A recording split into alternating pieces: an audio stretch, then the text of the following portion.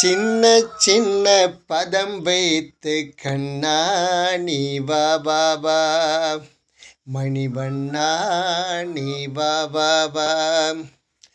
கண்ணில் தெரியும் காட்சியெல்லாம் கமலக்கண்ணா உன் தோற்றம். கண்ணில் தெரியும் காட்சியெல்லாம் கமலக்கண்ணா உன் தோற்றம். காலமெல்லாம் உன்னருளை வேண்டுகிறேன் வா வா வா. காலமெல்லாம் உன்னருளை வேண்டுகிறேன் வா வா வா. சின்ன சின்ன சின்ன சின்ன பதம் வைத்து கண்ணா நீ வா வா வா, மணிவண்ணா நீ வா வா வா. ஹரியோம். வணக்கம் அன்பு நெஞ்சங்களே. இன்று ராமாயணம் 35வது நாள். சுக்ரீவன் வாலியை அழிப்பதற்காக வாலியை யுத்தம் செய்ய கிஷ்கிந்தை நகரில் நுழைந்து வாலியின் வீட்டுக்கு வெளியே நின்று, ஏ வாலியே, வா வெளியே, உன்னிடம் யுத்தம் செய்ய வேண்டும் என்று கர்ஜனை செய்கிறார். இவ்வளவு நாள் நம்மை கண்டு பயந்து ஓடி ஒளிந்து கொண்டிருந்தவன் இன்னைக்கு நம்ம வீட்டுக்கு வெளியே வந்து வெளியே வாடா என்று அழைக்கிறானே சண்டைக்கு என்று வாலி பயங்கர கோபத்தோடு வெளியே வருகிறான். 2 பேரும் அந்த நகரை விட்டு வெளியே வந்து பயங்கரமான சண்டை போடுகிறார்கள். பயங்கர யுத்தம். பெரிய பெரிய பாறங்களை தூக்கி ஒருத்தர் மேல் ஒருத்தர் வீசுகிறார்கள். 2 பெரிய மரத்தை பிடுங்கி அடித்து கொள்கிறார்கள். பயங்கர சண்டை நடக்குது. அந்த சண்டை நடக்க ஒரு அரை மணி நேரம் 3/4 மணி நேரம் ஆகும்போது வாலிக்கு மீண்டும் ரோசம், பயங்கர கோபம் வருகிறது. ஆனால் ராமரனார அடித்திருக்க வேண்டுமே, ராமர் ஒன்றும் காணவில்லையே என்று சொல்லி வெளியே ராமர் இருக்கிற திசையை பார்த்து கொண்டே சுக்ரீவன் சண்டை போடுகிறான். ஆக சுக்ரீவனுக்கு பயம் வருகிறது. வாலிக்கு பயங்கர கோபம் வருகிறது. ஒரு கட்டத்தில் ராமர் நம்மளை கைவிட்டு விட்டுவார் போலிருக்கிறது, இன்னார வாலியை அடித்திருக்க வேண்டும், ஆனால் அடிக்கவில்லையே, நம்மளை வம்பில் மாட்டிவிட்டார் என்று சொல்லி இனிமேல் இவனோடு சண்டை போட்டால் நாம் செத்து விடுவோம்னு சுக்ரீவன் ஓட்டம் பிடிக்கிறான். துரத்தி அடிக்கிறான் வாலி. ஓடி கடைசியாக ரிஷிமுக மலைக்குள் ஓடி ஒரு குகையில் படுத்து கொள்கிறான். குகையில் படுத்து உடம்பெல்லாம் காயம், ரத்தம் வடிகிறது. அங்கே ராமரும் லட்சுமணன் மற்ற கூட இருந்த நண்பர்கள் எல்லாரும் அங்கு போகிறார்கள். இப்படி பண்ணிவிட்டீர்களே சாமி, இது முதல்லையே சொல்லியிருந்திருந்தால் நான் போயிருப்பேனா? இங்கே பாருங்கள், என்னை அவன் அடித்து உடம்பெல்லாம் ரத்தம் ஒழுகிறது, ஏன் இப்படி செய்தீர்கள் அப்படின்னு சொல்லி வாய்விட்டு அழுகிறான் சுக்ரீவன். ராமர், உன்னை கைவிட மாட்டேன் நண்பா. அங்கே பார்க்கும்போது அவனும் வாலியும் உன்னை மாதிரியே இருக்கிறான். நீங்கள் 2 பேரும் ஒரே மாதிரி இருக்கிறீர்கள். யார் வாலி யார் சுக்ரீவன் என்று என்னால் முடிவு செய்ய முடியவில்லை. நான் அம்பை நாணலேத்தினேன், ஆனால் தவறி உன்மேல் விருந்து விட்டால், என்னால் நீ இறந்து விட்டால் ஒரு நண்பனை கொன்ற பாவம் எனக்கு வந்து சேராதா? அதனால் என்னால் முடியவில்லை. அதனால்தான் நான் பொறுமையாக இருந்து விட்டேன். அது நீ கவலைப்படாதே சுக்ரீவா. இந்த முறை அடையாளத்தோடு போ. லட்சுமணா, அந்த மாலை ஒன்று கட்டி சுக்ரீவன் கழுத்தில் போடு. உடனே இப்போ போய் கூப்பிடு என்று சொல்லி அவன் உடம்புல கை வைக்கிறார். அந்த வலியெல்லாம் குறைந்து விடுகிறது. லட்சுமணன் அழகான ஒரு மாலையை கட்டி கழுத்தில் போடுகிறான். இப்போ போய் கூப்பிடு சண்டைக்குங்கிறான் சொல்கிறார் ராமர். உடனே சுக்ரீவன் இப்போ தெம்பு வந்து விடுகிறது, தைரியம் வந்து விடுகிறது. ராமருடைய வார்த்தையை 100க்கு 100% நம்புகிறான். உடனே கிளம்பி ஏ வாலியே வா, மீண்டு சண்டைக்குன்னு மறுபடியும் அழைக்கிறான் வீட்டுக்கு. கிஷ்கிந்தை நகருக்குள்ளே போய் வீட்டுக்கு முன்னாடி நின்று படுத்திருந்த வாலிக்கு பயங்கர கோபம். அப்போது மண்டோதரிங்கிற தாரை ஓடி வருகிறாள். அதாவது வாலியினுடைய மனைவி தாரை, ஏனுங்க நேற்று தான் சண்டை போட்டீங்க, உங்ககிட்ட அடி வாங்கி அடி தாழாமல் ஓடி ஒளிஞ்சுக்கிட்டான், ஆனால் இன்றைக்கி மீண்டும் சண்டைக்கு கூப்பிட்றான் அப்படின்னா இதில் ஏதோ சந்தேகம் இருக்குது, வேண்டாம், உங்கள் தம்பி தானே, விட்டுருங்க. அதோட அங்கதன் ஒரு விஷயம் சொன்னால், அவரோட யாரோ தசரதருடைய பிள்ளையாம் ராம் லட்சுமணன் 2 பேரும் சுக்ரீவனோடு இருக்கிறார்களாம், அவர்கள் அம்பு வில்லோடு இருக்கிறார்களாம். ஆகவே யாரோ கொடுக்கிற தைரியத்தினால்தான் இவன் இப்படி செய்கிறான். ஆகவே நீங்கள் கொஞ்சம் யோசியுங்கள், உங்கள் தம்பி தானே, அவனையே அழைத்து வந்து இளவரசனாக அறிவித்து விடுங்கள், சந்தோஷமாக இருக்கலாம், எதுக்கு உங்கள் தம்பியை போய் அடிக்கிறீர்கள் என்று தாரை வேண்டாம் என்கிறாள். ஆனால் பெண்ணே, நீ சொல்வதை கேட்டு நான் இருக்க முடியாது. ஒருத்தன் என்னை சண்டைக்கு அழைக்கிறான் என்றால் அந்த சண்டை செய்யாமல் இருந்தால் என்னை விட கோழை இந்த நாட்டில் யாரும் இருக்க முடியாது. சண்டைக்கு அழைக்கிறவனை நான் சமாதானத்துக்கு கூப்பிடுவதா? இது என்னது வேடிக்கையாக இருக்கிறது என்று சொல்லிவிட்டு வேகமாக போகிறான். 2 பேருக்கு கடும் சண்டை நடக்கிறது. மீண்டும் ஆக்ரோஷமாக அட்டிக்கிறான் வாலி. சமாளிக்க முயற்சி பண்ணுகிறான் சுக்ரீவன். அப்படி முயற்சி பண்ணும்போது சுக்ரீவன் அடித்து கீழே விழுகிறான். ஒரு கல்லை தூக்கி சுக்ரீவனை ஒரேடியாக போட்டு கொண்டு விட போறேன்னு சொல்லி கல்லை தூக்கி வருகிறான் வாலி. அப்போது ராமர் விட்ட பானம் நெஞ்சில் ஏறுகிறது. அப்படியே நெஞ்சி கல்லை கீழே போட்டுட்டு அப்படியே நெஞ்சை பிடிக்கிறான். அப்படியே நிற்க முடியாமல் கீழே உட்கார்றான். நாம் சண்டை கட்டும்போது யாரடா இன்னொருத்தன் என்னால் நுழைஞ்சு என்னை அம்பு விட்டது யாரு அப்படின்னு கதறான். அப்போது ராம் லட்சுமணன் 2 பேரும் வருகிறார்கள் அங்கே. ஓஹோ, நீதான் அம்பு விட்டதா? நீ ஒரு ரோசம் உள்ளவனா? நீ வீரம் உள்ளவனா? நீ ஒரு தசரதனுடைய மன்னன், தசரதனுடைய பிள்ளை ராமன் லட்சுமணன் வந்திருக்கிறார்கள் என்று என் தாரை சொன்னாள். ஆனால் நான் நினைத்தேன் அவர்களெல்லாம் நேர்மையானவர்கள், தர்மவான், அவன் தந்தையினுடைய வார்த்தைக்காக சத்தியத்துக்காக வாழ்பவர்கள், அப்படிப்பட்ட பரம்பரையை சேர்ந்தவன், அப்படிப்பட்டவர்கள் வரமாட்டார்கள் என்று சொன்னேன். ஆனால் என் நம்பிக்கையை குலைத்து விட்டாயே. இது நியாயமா? இது தர்மமா? நீ வீரனாக இருந்தால் என் முன்னாடி இல்லை சண்டையிட்டிருக்க வேண்டும். எங்கேயோ இருந்து என்னை அம்பில் போடுகிறாயே. நான் என் தம்பியோடு யுத்தம் செய்து கொண்டிருக்கும் போது நீ என்னை அம்பில் போடுகிறாயே. இது தர்மமா? இதுதான் தசரத மன்னனுடைய பிள்ளையா? இது அப்படின்று கடுமையாக, ரொம்ப கடுமையாக, காட்டமாக பேசுகிறான் வாலி. நெஞ்சில் அம்பு பாய்ந்து இரத்த வெள்ளத்தில் கீழே இருக்கிறான். அப்பவும் அவனுடைய ஆத்திரம், அவனுடைய வீரம் அவன் சலிக்கவில்லை. ராமனை கேட்ட கேள்விகள் ஏராளம். அதில் முக்கியமான கேள்வி, நீ வீரனாக இருந்தால் என் முன்னாடி இல்லை சண்டையிட்டிருக்க வேண்டும், ஏன் தூரத்திலிருந்து என்னை அம்பு போடுகிறாய்? நானும் என் தம்பியும் சண்டை கட்டி கொண்டிருக்கும் போது நீ எதற்காக குறுக்கிட்டாய்? இதுதான் அவனோட கேள்வி. நியாயமான கேள்வியும் கூட.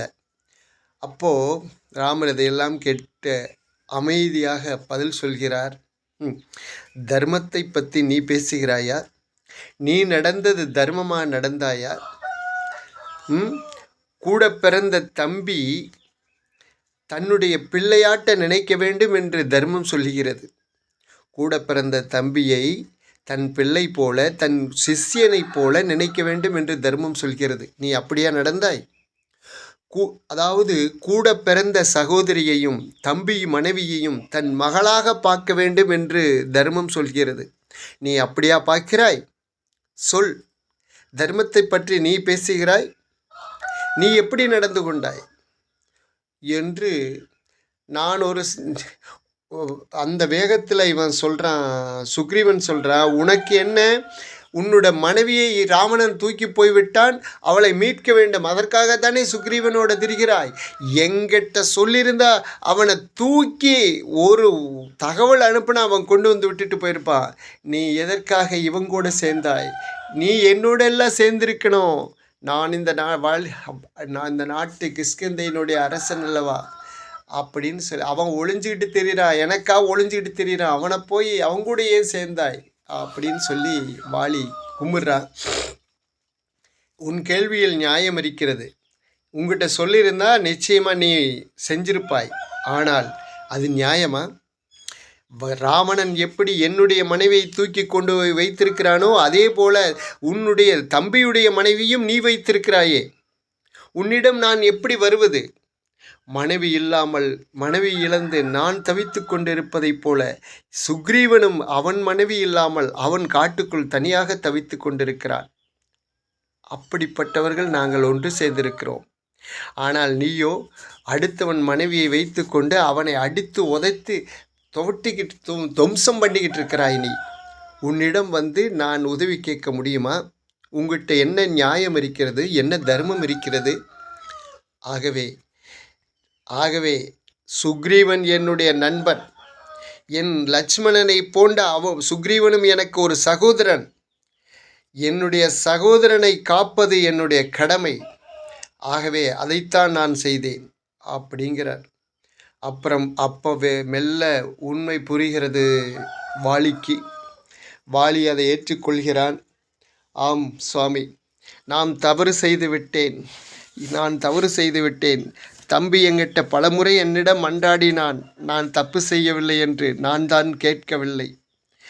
அவனை அந்த மலை வரை துரத்தி அடித்தேன். நான் தப்பு செய்து விட்டேன். நான் புரிந்து கொண்டேன். எனக்கு சரியான தண்டனை கொடுத்திருக்கிறீர்கள் அப்படின்னு சொல்லி புலம்புறான். அப்போது எங்கேயோ இருந்து ஓடி வந்து இந்த மாதிரி வாலி அடிபட்டு கிடக்கிறான் என்ற செய்தி போன உடனே அங்கதனும் தாரையும் ஓடி வருகிறார்கள்.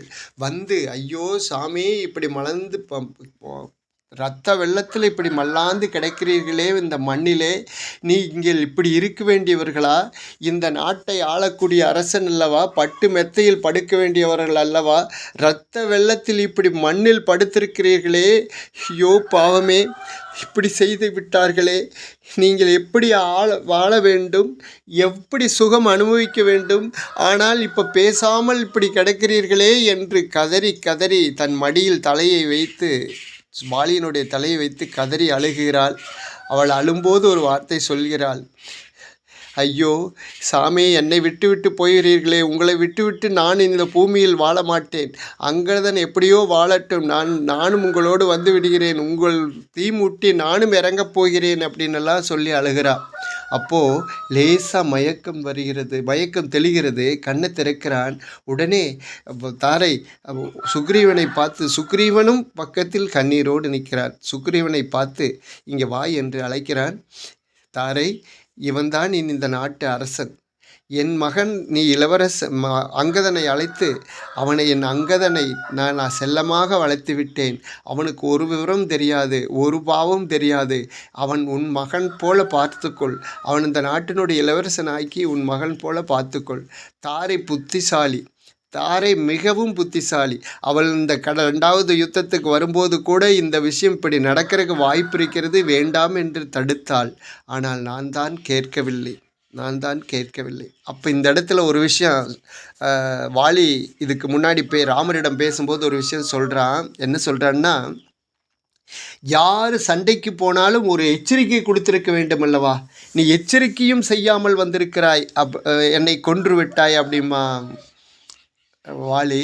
அதுக்கு ராமர் சொல்வார், எச்சரிக்கை நான் கொடுக்கவில்லை, ஆனால் தெய்வீகமான எச்சரிக்கை உனக்கு வந்திருக்கும் அப்படிங்கிறார். அப்போ தான் இவன் வாலிக்கு ஞாபகம் வருகிறது. தாரை வேண்டாம், யாரோ வந்திருக்கிறார்கள், ராம லட்சுமண் என்று 2 பேர் சுக்ரீவனோடு இருக்கிறார்களாம், ஆகவே நீ போக வேண்டாம் என்று சொன்ன ஞாபகம் வருகிறது. ஆமாம், எனக்கு எச்சரிக்கை வந்தது, ஆனால் நான் சாதாரணமாக அதை ஊதாசனப்படுத்தி விட்டேன் அப்படின்னு சொல்லித்தான். அப்புறம்தான் அவன் மனசு மாறுறா. அப்போ இந்த விஷயத்த சுக்ரீவன்கிட்ட இப்போ சொல்கிறான். ம தாரை வந்து என்னை தடுத்தால், வேண்டாம் என்று சொன்னால், நான் அதையும் மீறி வந்து இப்போது காலத்தினுடைய வழியில் மாட்டிக்கொண்டேன். பரவாயில்லை வாலி, இந்த சுக்ரீவா, நான் இல்லாட்டி என்ன தம்பி, நீ ஆள் இந்த நாட்டை. ஆனால் அங்கதனை பார்த்துக்கொள், அந்நியிடம் யோசனை கேள், இந்த கிஷ்கிந்தையை சிறப்பான வழியில் கொண்டு போ, உனக்கு ராமனும் லட்சுமணும் துணை இருப்பார்கள் அப்படின்னு சொல்லிட்டு அப்படியே மயங்கி கீழே விழுந்து இறந்து விட்டான். அவன் இறந்தவுடன் கூவி கூவி அழுகிறாள். அழுகிறது மட்டுமல்ல, தாரை அழுகாச்சை தாங்க முடியவில்லை. அங்கே இருக்கிறவங்க எல்லாரும் பார்த்து அழுகிறார்கள், கண்ணீர் வடிக்கிறார்கள். அப்போ தாரை வருகிறாள். நேராக ராமரை வந்து காண்டிவத்தை கையில் ஊனி அப்படியே நிற்கிறார். கோதண்டத்தை கையில் ஊனி அப்படியே நிற்கிறார். அப்போ அப்படியே வருகிறார். வந்து, சுவாமி, என்னுடைய கணவனையும் கொன்று விட்டீர்கள், இன்னொரு அம்பு இருக்கிறது அல்லவா, என்னையும் கொன்று விடுங்கள், நான் பூமியில் இருக்க மாட்டேன், நானும் சாகிறேன், என்னை கொன்று விடுங்கள் என்று ராமரிடம் சொல்கிறாள். அப்போதான் ராமர் பேச ஆரம்பிக்கிறார். பெண்ணே, நீ புத்திசாலி, நீ இப்படி பேசலாமா? அவர் செய்த தப்புக்காக அவருக்கு தண்டனை. நீ என்ன தப்பு செய்தாய்? நீ எதற்காக சாக வேண்டும்? சாவு என்பது என்னாலோ உன்னாலோ நடப்பதல்ல, இயற்கையால் நடப்பது. அதை யாரும் தடுக்க முடியாது. ஆகவே நீ அமைதி கொள். வாலியினுடைய சொந்த தம்பிதானே சுக்ரீவன். சுக்ரீவன் இந்த நாட்டை ஆளட்டும். உன் அங்கதன் இளவரசனாக இருக்கட்டும். நீ இளவரசனுக்கு ஒரு தாயாக இருந்து வழிநடத்த வேண்டாமா? நீ எதற்காக இப்படி சின்ன பிள்ளை போல் பேசுகிறாய்? வேண்டாம், அமைதி கொள். எல்லாரும் ஒரு நாள் சாகுவதுதான், அமைதி கொள் என்று ராமர் ஆறுதல் சொல்கிறார். அவருடைய மனசு ஆறுதல் அடைந்து அமைதி அடைகிறது. அப்போது லட்சுமணனை கூப்பிட்டு, லட்சுமணா, இவருக்கு வேண்டிய ஏற்பாடு, இறுதி சடங்குக்கான ஏற்பாடு செய் அப்படிங்கிறார். உடனே லட்சுமணன் போய் சுக்ரீவனிடம், சுக்ரீவா, வாலியை அரசு முறைப்படி அடக்கம் செய்வதற்கான, எரிப்பதற்கான அந்த ஏற்பாடுகளெல்லாம் செய்யுங்கள். உடனே ஒரு தேரை வரவழைத்து இவன் தேரில் ஊர்வலமாக சென்று அவருக்கு என்னெல்லாம் சடங்கு செய்யணுமோ அதையெல்லாம் செய்யணும். நெய் வேண்டும், சந்தனக்கட்டை வைத்து மரங்கள் அடுக்குங்கள், அதுக்கு முன்னாடி நெய் கொண்டு வாருங்கள், அதுக்கு சுற்றி வர எல்லா சடங்குகளுக்கான ஏற்பாடுகளெல்லாம் செய்யுங்கள் என்று கட்டளையிடுகிறான். உத்தரவு ஐயாண்டு விட்டு உடனே ஒருத்தர் ஓடுறான்.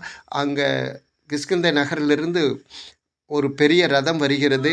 அந்த ரதத்தில் வாளியை தூக்கி வைக்கிறார்கள். அப்படியே ஊர்வலமாக செல்கிறார்கள். அந்த கிஷ்கிந்தை நகருக்கு வெளியிலே ஒரு அற்புதமான சந்தனக்கட்டை அடுக்கி வாளி அதில் வைத்து தீமூட்டுகிறார்கள். தீமூட்டும் போது அங்கதனும் வாலியும் சுக்ரீவனும் தேங்கி தேங்கி அழுகிறார்கள். தாரை அழுகாச்சை அங்கிருந்த பெண்கள்லாம் அவளை வீட்டுக்கு அழைத்து செல்கிறார்கள். அப்போது அவனுடைய இறுதிச் சடங்கு முடிகிறது. வாலியினுடைய கதை முடிகிறது. அப்போது ராமர் சொல்கிறார், சுக்ரீவா, என்னுடைய வார்த்தையை நிறைவேற்றி விட்டேன். உத்தரவு சாமி, நான் என்ன செய்யட்டும் சொல்லுங்கள் சாமிங்கிறார். அப்போ அனுமர் ஓடி வருகிறார். அனுமர், சுக்ரீவனுக்கு பட்டாபிஷேகம் பண்ண வேண்டும், நீங்கள் தான் வந்து அந்த மகுடத்தை எடுத்து கொடுக்க வேண்டும் என்கிறான் அனுமன்.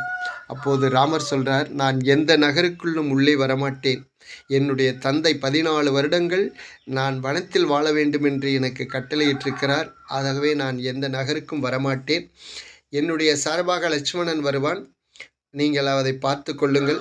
2வது, இப்போ மழைக்காலம் ஆரம்பிக்கிறது, ஆடி மாதம் மழைக்காலம். ஆகவே 4 மாதம் வந்து நாம் மழை முடியும் வரையில் நாம் நம்மளுடைய வேலையை செய்து தேடும் பணியை தொடர முடியாது.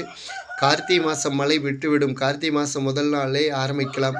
அதுவரை நீ பட்டம் சூட்டி கிஷ்கிந்தையை சந்தோஷமாக ஆளு, உன் மனைவியோட சந்தோஷமாக இரு, நான் அந்த குகையிலேயே தங்குகிறேன் என்று சொல்லிவிட்டு ராமர் குகைக்கு செல்கிறார்.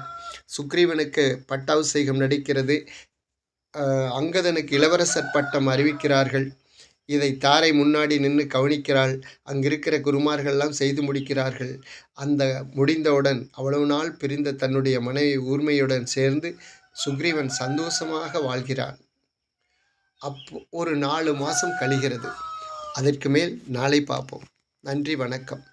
நன்மையும் செல்வமும் நாளும் நல்குமே, திண்மையும் பாவமும் சிதைந்து தேயுமே, ஜென்மமும் மரணமும் இன்றி தீருமே, இன்மையே ராமா என்ற இரண்டெழுத்தினாலே, இன்மையே ராமா என்ற இரண்டெழுத்தினாலே.